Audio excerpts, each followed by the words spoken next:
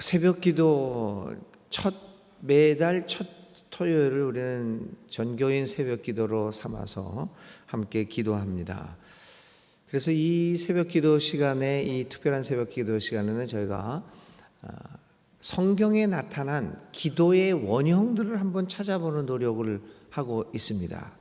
그래서 성경에서 어떤 기도들이 하나님 앞에 드려졌는가라고 하는 것들을 찾아보면서 어떻게 해야 어떤 기도를 드려야 될까라고 하는 것들을 성경을 중심으로 찾아보고 있습니다. 그래서 기도의 원형을 찾아보자. 오늘은 특별히 예수님이 마지막 십자가에서 형벌을 받아 세상을 떠나기 바로 직전에 어떻게 보면 예수님이 이 땅 위에서 살아가셨을 때 마지막 들은 요청의 소리가 아닐까, 이런 생각을 해보게 됩니다. 오늘 이 기도를 통해서 도대체 어떤 기도의 원형을 여기에서 찾아볼 수 있을까 하는 것에 한번 생각을 해보려고 합니다. 오늘의 예수님이 십자가에 달리시고 이제 막 숨을 거두시기 직전에 발생한 한 조그만 사건을 기록을 하고 다루고 있습니다. 예수님이 달리신 십자가 좌우에 같은 형벌을 당하고 있는 두 사람이 있었습니다. 그 중에 한 사람은 예수님에 대하여 매우 험한 말을 합니다. 그런데 또 다른 사람은 험한 말을 하는 사람을 나무랍니다. 그리고 예수님을 향하여 존경을 담은 한마디를 건넵니다. 예수님, 당신의 나라에 임하실 때 나를 기억하여 주소서. 그리고 예수님은 그의 말을 듣고 이렇게 답변합니다. 오늘 네가 나와 함께 낙원에 있을 것이다. 오늘 이 본문을 보면 세상에서 가장 빠르게 응답된, 별로 몇 마디 하지도 않았는데 그냥 가장 짧은 시간에 기도의 응답을 받은 아주 놀라운 기도의 그 모습을 발견하게 됩니다. 오늘도 사실 이걸 보면서 저희들도 이렇게 짧게 기도했는데 그냥 곧바로 예수님이 그래, 네가 오늘 나와 함께 낙원에 있을 것이다, 이런 즉각적인 기도를 응답을 받는다면 얼마나 좋을까라는 생각을 할 정도로, 여러분 부럽지 않습니까? 나를 기억해 주십시오. 그거 수백 마디 한 것도 아닌데 한 마디 딱 했는데 그냥 예수님이 듣고 그래, 네가 나와 함께 있을 것이다. 어떻게 생각해 보면 가장 부러운 기도가 오늘 이 사람이 드린 기도가 아닐까라는 생각도 합니다. 도대체 어떤 일이 발생하였기에 예수님은 이처럼 이렇게 즉각적인 반응을 보이고 있는 것입니까? 자, 오늘 십자가의 본문에 우리의 주의를 기울여 봅니다. 오늘 십자가의 형을 받고 죽어가는 사람들은 모두 세 사람입니다. 그런데 이 사람들은 도대체 무슨 잘못을 하였기에 십자가라고 하는 험악한 형벌을 받고 지금 죽어가고 있는 것일까요? 여러분들이 다 아시는 바와 같이 십자가형은 당시 로마 시대에 있어서 가장 흉악한 형벌 중에 하나였습니다. 사실 이 십자가형은 고대 로마의 사형 방법 중에 하나였습니다. 로마에서는 기원전 1세기 말에 1세기 말, 아마 그 전부터 이 식민지에 대한 처형 방법으로 십자가형을 공식 채택하게 됩니다.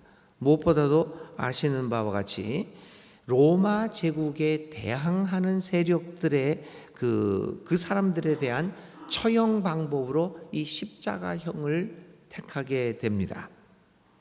이 십자가형을 당하는 사람들은 그냥 파렴치범들이 아니었습니다. 이 로마 제국이 바로 로마 제국을 반대하는, 그래서 로마 제국을 위협하는 세력들을 처형하는 방법을 이 십자가형으로 택했던 것입니다. 그래서 예수님을 비롯하여 십자가에 달리는 사람들은 결코 파렴치범이 아닙니다. 그들은 로마에 상당한 위협을 주는 인물들로서 오늘의 말로 하면 정치범이라고 말할 수 있습니다.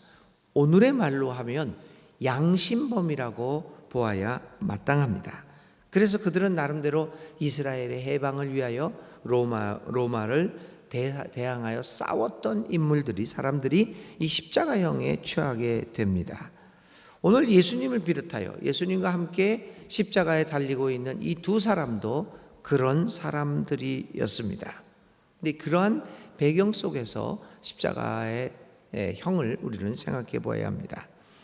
그런데 이 예수님과 함께 십자가에 달린 이 두 사람의 예수님을 대하는 태도가 사뭇 다릅니다. 한 사람은 예수님을 비웃습니다. 네가 유대인의 왕이라면, 네가 말한 것처럼 그렇게 네가 위대한 사람이라면 너나 구원하여 보아라 라고 말합니다. 아마 이 사람은 예수님이 행하셨던 여러 가지 사역에 대하여, 예수님의 운동에 대하여 그리 만족하지 않았던 것 같습니다.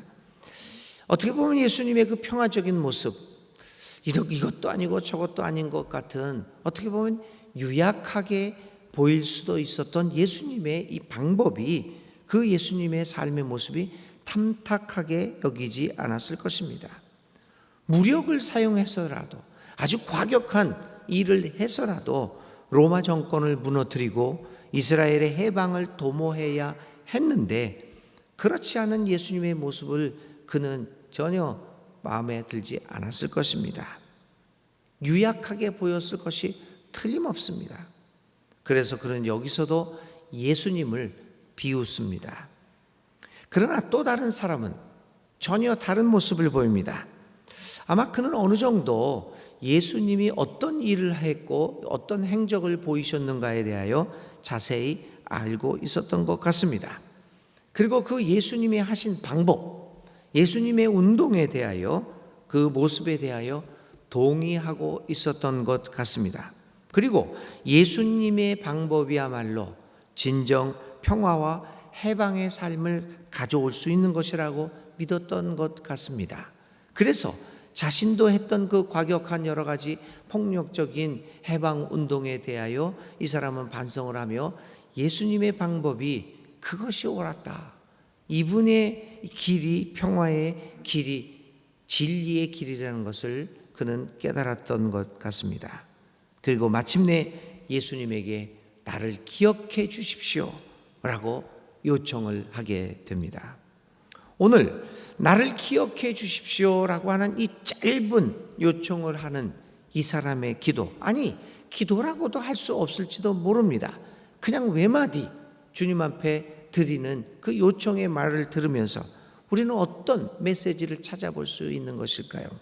도대체 어떻게 해서 이 사람은 이런 짧은 요청을 하게 되었습니까?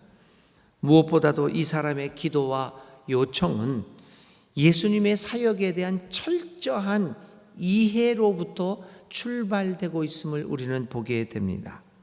그는 다른 사람처럼 옆에 있는 그 예수님을 비웃듯이 말하고 있는 그 사람처럼 예수님의 사역에 대하여 오해를 하고 있지 않습니다. 그는 예수님의 생애에 대하여 상당한 지식을 갖고 있으며 따라서 예수님의 사역의 방향에 대하여 깊은 감명을 받고 있습니다. 물론 이 사람도 역시 파렴치본이 아닙니다. 그도 역시 이스라엘 해방운동에 적극 참여했던 사람입니다. 얼마나 적극 참여했으면 오늘 잡혀서 십자가형에 처해지게 있었겠습니까? 어쩌면 그도 과격하고 폭력적인 행위를 통하여 로마를 전복시키고 이스라엘의 독립을 도모하려고 했던 사람이었습니다. 그러나 그는 결국 이러한 자신들을 중심으로 한 폭력적 행위를 통하여서는 얻을 것이 없다는 것을 비로소 십자가에서 죽어가면서 그는 깨닫습니다. 그러한 때에 그가 만난 사람이 예수입니다. 처형 현장에서 만난 예수는 자신과는 전혀 다른 사람이었습니다. 폭력적인 행위를 하지 않고서도 얼마든지 진리를 주장할 수 있는 사람이 예수였습니다. 그는 예수의 이런 삶을 보면서 감동하지 않을 수 없습니다. 그리고 그의 생애 마지막 길에서 예수님의 진 면목을 발견하고 그에게 끌립니다. 그는 깨닫습니다. 아, 여기에 진리가 있구나.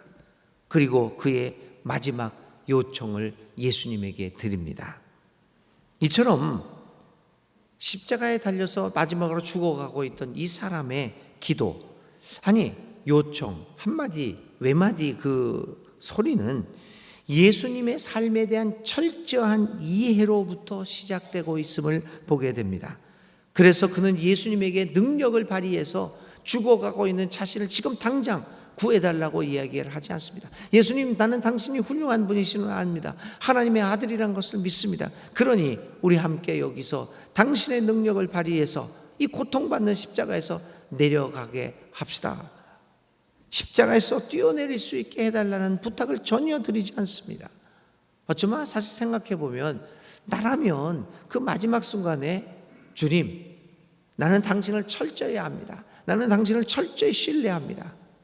그러니 여기서 우리 내려갑시다 라는 기도를 나는 드리지 않았을까요? 여러분들은 어떤 마지막 기도를 드리겠다고 생각하십니까? 이 사람처럼 기도를 드릴 것 같지는 않습니다.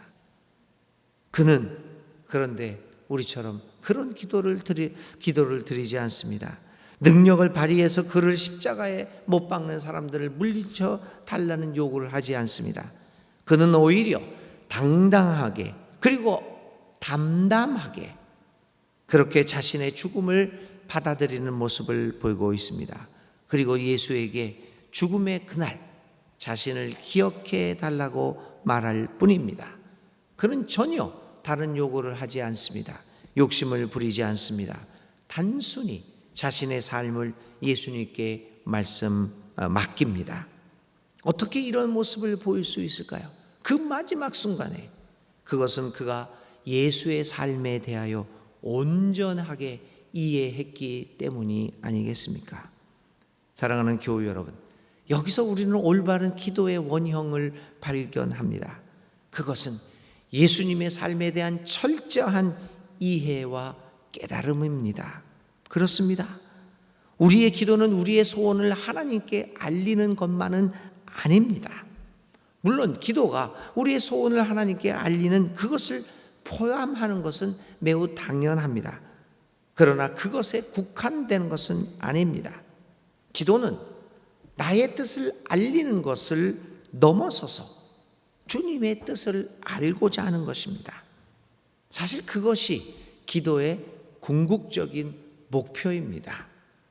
기도의 깊이가 깊어지면 깊어질수록 우리는 하나님의 뜻을 알게 됩니다. 깊은 기도를 드리면 드릴수록 우리는 예수님의 삶에 대한 깊은 이해를 갖게 됩니다. 철저하게 예수님의 삶을 알게 됩니다. 그리고 우리는 점차 그분의 뜻에 맞춰서 기도를 하게 시작합니다. 여러분, 오늘 우리의 기도를 돌아봅시다.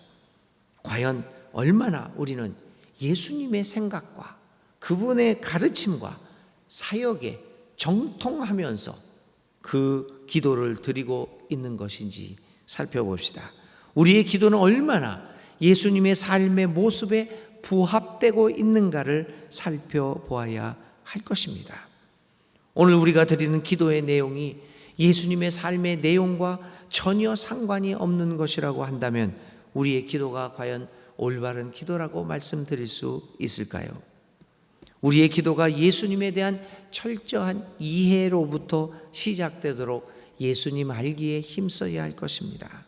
교우 여러분, 올바른 기도는 예수님에 대한 철저한 알므로부터 시작되는 기도입니다.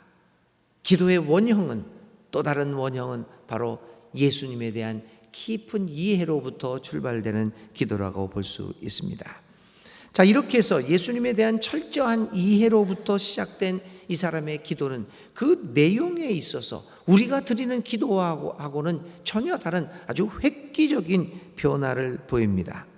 그는 겸손히 주님의 나라에 임하실 때 나를 기억해 주소서라는 요청을 합니다. 그가 요구하는 것은 자신을 기억해 달라는 것입니다.